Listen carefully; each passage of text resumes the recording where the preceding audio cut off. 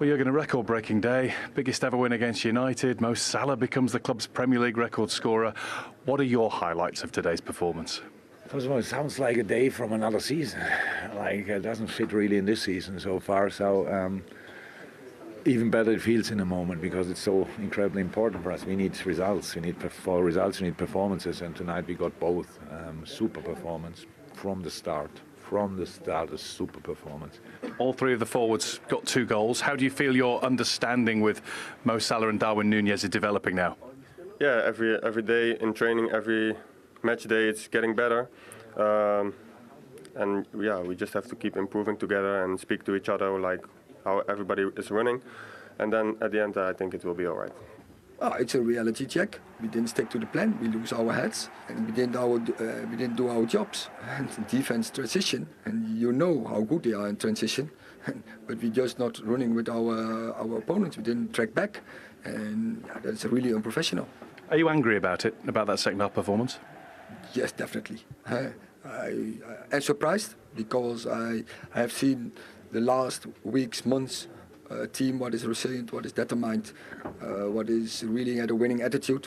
Second half, we hadn't a winning attitude at all. I mean, what a remarkable game. Yeah, I was in disbelief. I was shocked and I was stunned from a Man United point of view. Man United over the last couple of months have been brilliant. You could see what they've been trying to do. Got some really good results, especially the one against Barcelona. The confidence was in the team. I didn't see United going and maybe winning today. I thought they'd maybe get a draw. But from Liverpool's point of view, they were clinical, they were outstanding, they had the fluidity back in the team. And this is a Liverpool that you want to see. We always thought Liverpool would be this season. It's not quite happened for them earlier on in the season. But today, they put a marker down to show everyone that we're back. Let's look at their front three, an evolving front three, and they all delivered today. Yeah, it's a new variation of the old three, isn't it? Let's be honest. They're younger, they're faster, they're stronger. And I think with Gakpo going through the middle, he's now like a new 2.0. Bobby Firmino has been great over the time. And as we're going to see now in the VT, the way that it's changing around, they're being very fluid, as Michael just talked about there. As you can see here, he's got Salah out in his normal position. Núñez has occupied the middle, allows Gakpo to drop in. But I think this is just wonderful how they occupy the top line, the three of them. And he's not standing there admiring his work. He's getting in behind. And this is a great touch and a wonderful, calm finish. Like a young Thierry Henry there, the way he was finishing. But the way that they're delivering in terms of their press, and they're always forcing United back. The three of them occupy that back line on their own. Núñez was actually pretty poor in this regard here, but still gets it going. And the best thing I love about them, they're always in the middle of the goal. There's always one in the middle of the goal. You'll see it in about 3 or 4 of these goals. There's someone in. And this is Liverpool, for me, at their best, like the flying arrows when they're going. And as we were watching it, my friend over there was having a very good laugh at this defending. We wanted to see what Martinez was like. It's a lovely finish, but I'll let you talk over this a little bit. No, it's just brilliant from Salah, twisted you one way. And Martinez didn't do too much wrong at one point, but it was his quick feet. Yeah, look at the little look there. He's already made his mind up, and that's just when the confidence is flowing. But they're going, and they're going now with that real intensity again, which they probably were doing last year and in a few years gone by. But earlier on this season, we're not seeing it, and this is a wonderful finish. They get lucky, but what a finish that is from Mohamed Salah. And this is what they're all about. And as I say, they're always one in the middle. It doesn't matter if they change over strikers, whether it's Jota, whether whoever comes in, they're always in the middle. And that might look lucky, but he's still in the right place and he's always there. Does that go back a little bit to what Cody Gakpo said in the interview? And Mo Salah now, Liverpool's record Premier League scorer, he's gone ahead of Robbie Fowler. Does that go back to what Gakpo said in the interview then about every training session? They're getting better, they're getting stronger, more understanding.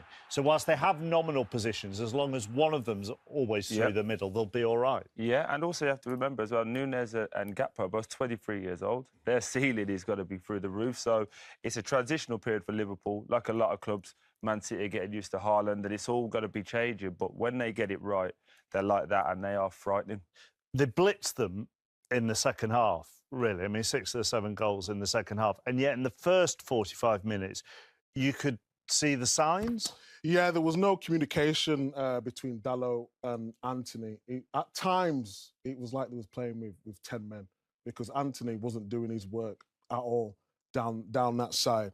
And I've just got a couple of clips here where I didn't know if it was tactical at first, Anthony's position, but we all know how good Robertson and Trent are and the full-back positions. You would think that someone would try and get closer to Robertson. If you look at Anthony's position there, it doesn't track him, and that was just a little flavour of what was going to happen.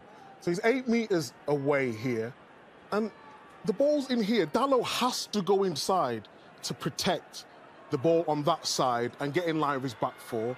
Anthony needs to come into that position, and he just doesn't do it. So I was confused in what he was doing. Like I said, I don't know if it was him just being lazy for his team or the manager had told him to stay up there and try have an offence on the counter-attack. But either way, it kept happening and happening throughout the game. And if I'm a right-back like Dalot there, I'm just screaming, come in and help me. Look at me here.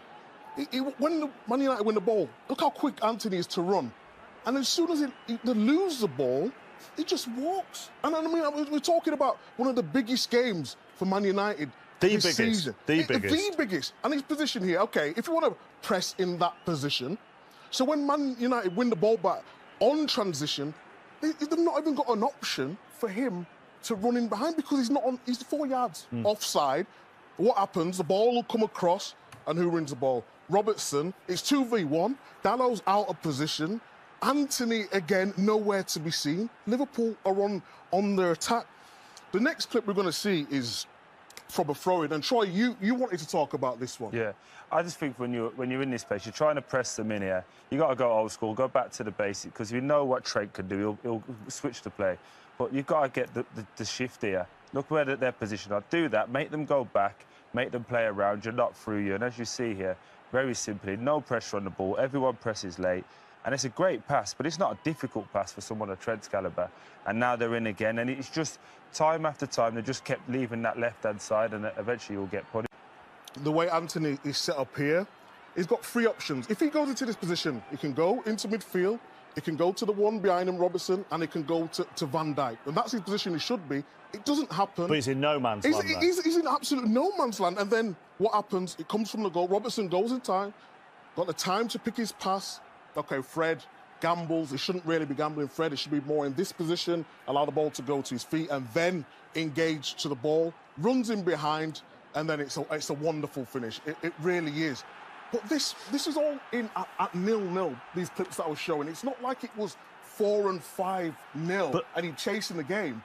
This is when he's trying to be in the game. But you did question whether that was an instruction, because we've talked many times, not just with Liverpool, but many times on this show about if an opposition's fullbacks are really well advanced, are you brave and leave one of your wide men up to create them a problem? But you don't think it was an instruction? No, I think it was him not helping out his teammates. And you've got to see how the game is materialising.